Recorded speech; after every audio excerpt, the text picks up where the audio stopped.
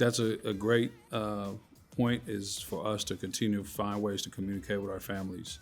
Our website at cifoakland.org as our section website, and then we also have our OAL website that's specific under our OUSD.org site. And so we want to make sure that we prioritize and getting all the information that we need for families to have access.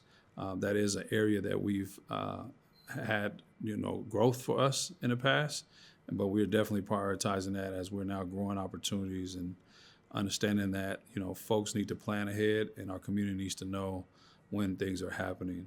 We are at a new space now with the district and our new district leadership office that allows us to really work with our in-district partners a lot closely, but just make sure that, that is something that we are prioritizing, is communication out to the community via our social media, via our website, and all of our channels that, any ways that we can get the word out about what's positive happening here in the OAL, with, again, the narrative of changing that negative narrative about OUSD to a positive and having parents continue to choose OUSD.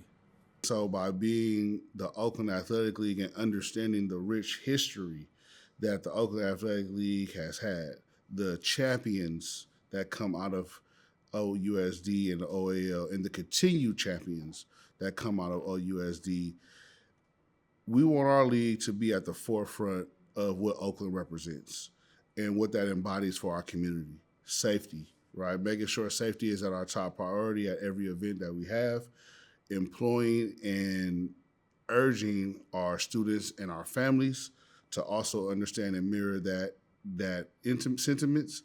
And when they come to the game, that they're enjoying these atmospheres, they're enjoying the talent that's there. They're watching their babies grow from middle school sports, now going into high school sports and becoming better, talented individuals, which breeds competitive environments, which at some games you're going to get that rivalry, because back in the day, there are rivalries, but there's safe rivalries, there's good rivalries, there's rivalries that were at the end of this game, at the end of the day, we're Oakland.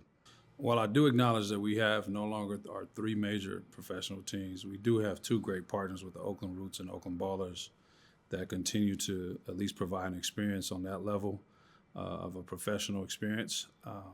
But it has been impacted, right, through our city around what our kids see and what they look forward to. And so we do take ownership of the fact that our events are the community events. And for someone like myself, who born and raised and grew up here in Oakland, our football games, our basketball games, our baseball games, soccer games were the games that we can get to go to. And so it is a priority to make sure that they're safe.